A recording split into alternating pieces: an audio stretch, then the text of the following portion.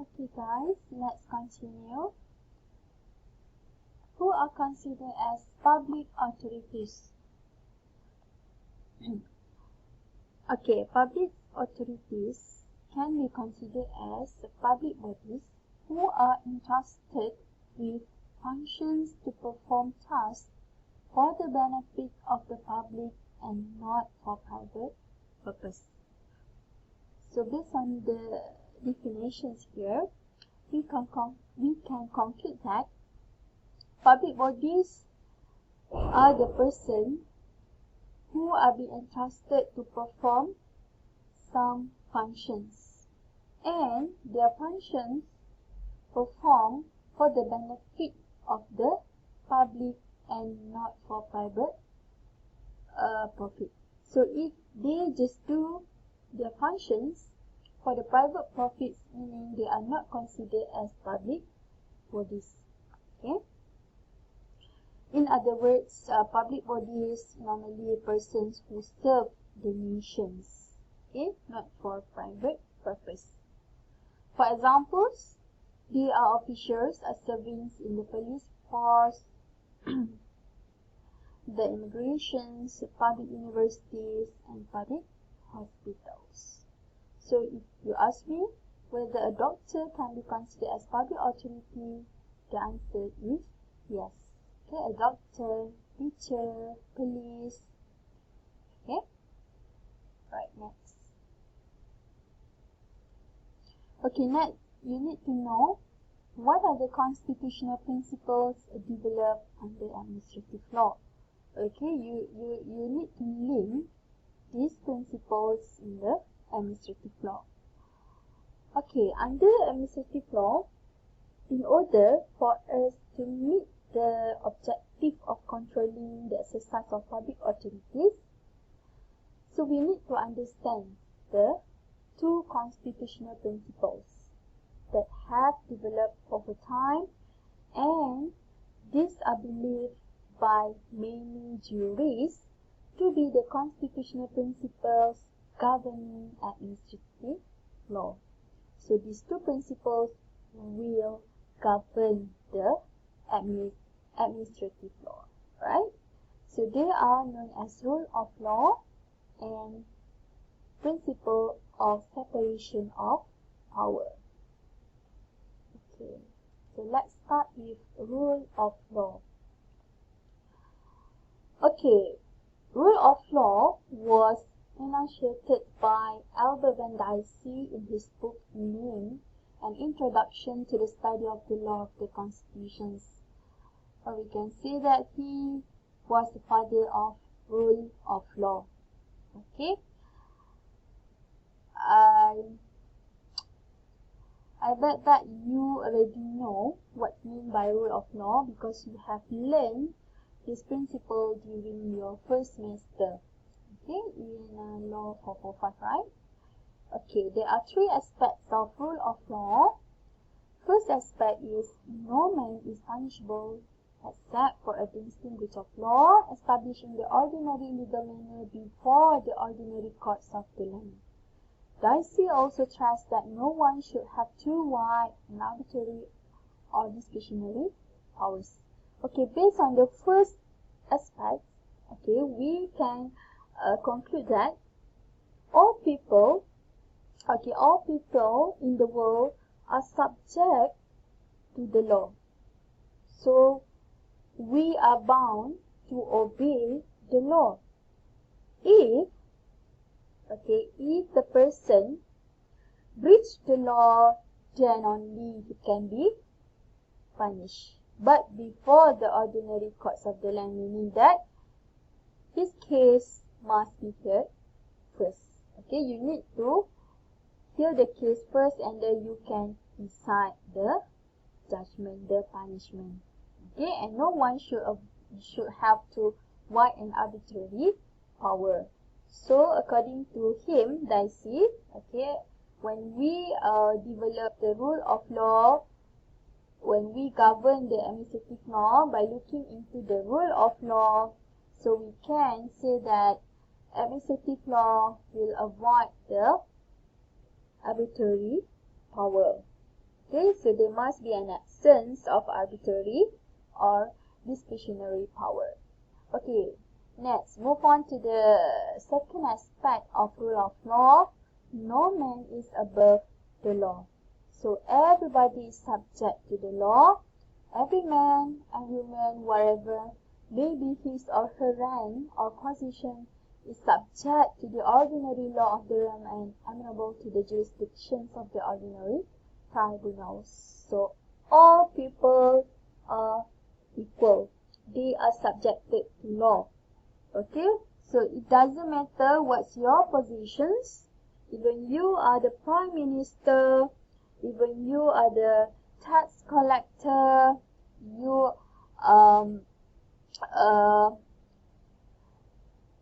what we call it, the students, okay, teacher, okay, everybody is subject to the law. Okay, and the third aspect of rule of law is each man's individual rights are best protected under the common law. So under administrative law, okay, since it has been governed by rule of law, so administrative law also redress some remedies, okay, in order to protect the individual rights. Okay,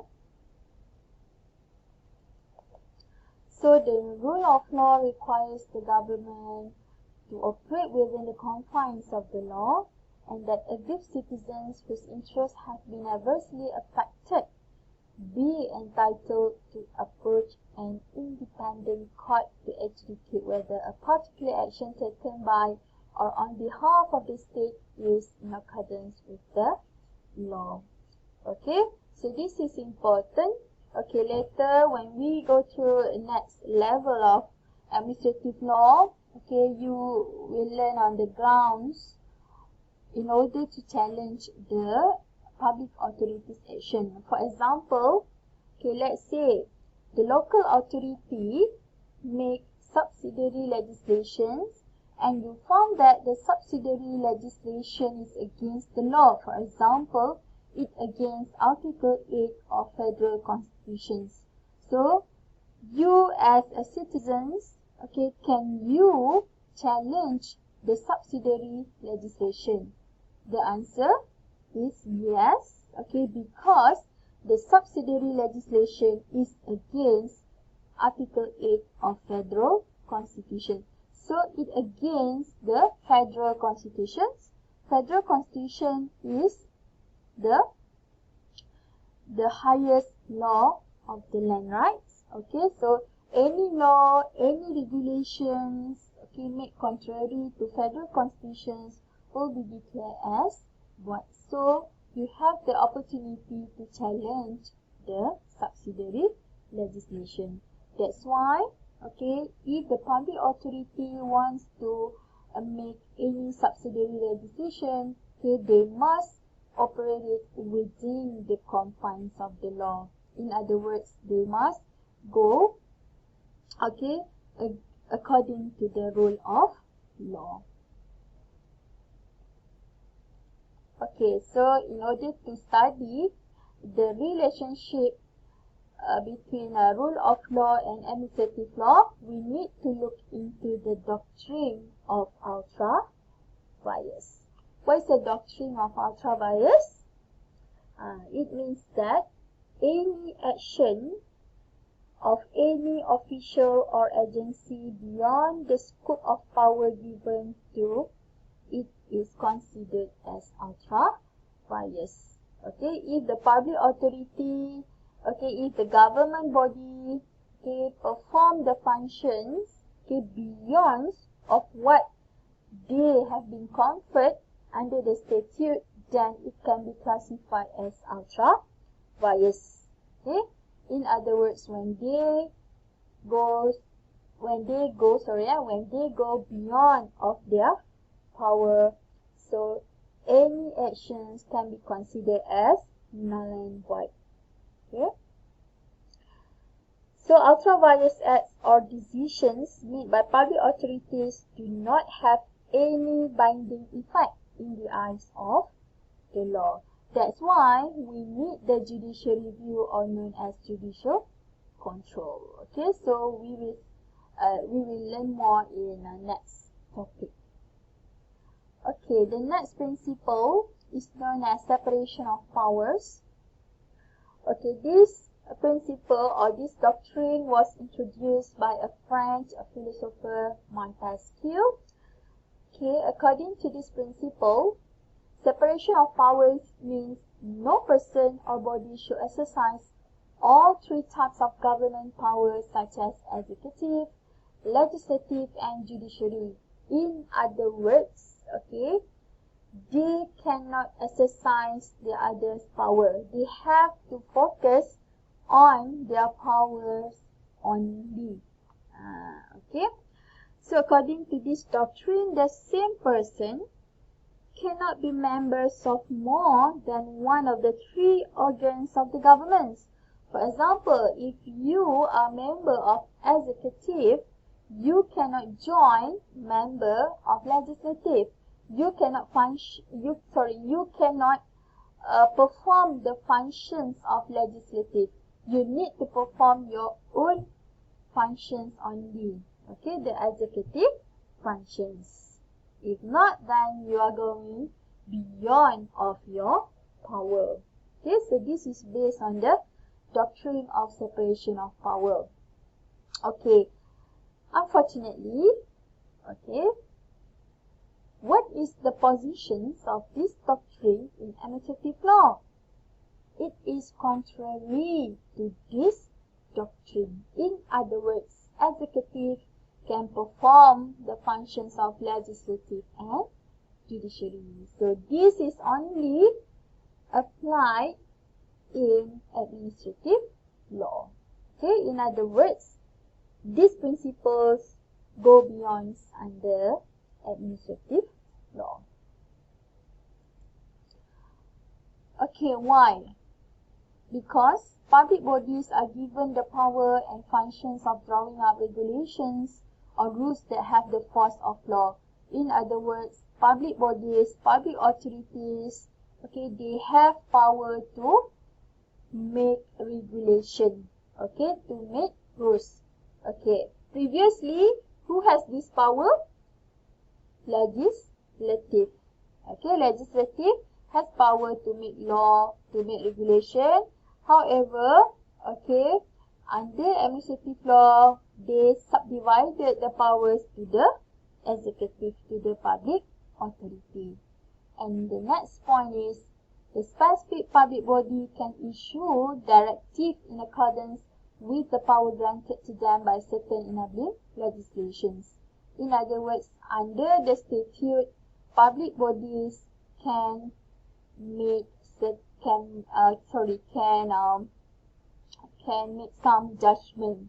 For example, okay, in a disciplinary board, the panels, okay, who also considered as public authorities, can pass a judgment, okay, can pass a sentencing to the default persons, okay. However, such powers should be given and exercised with limitation.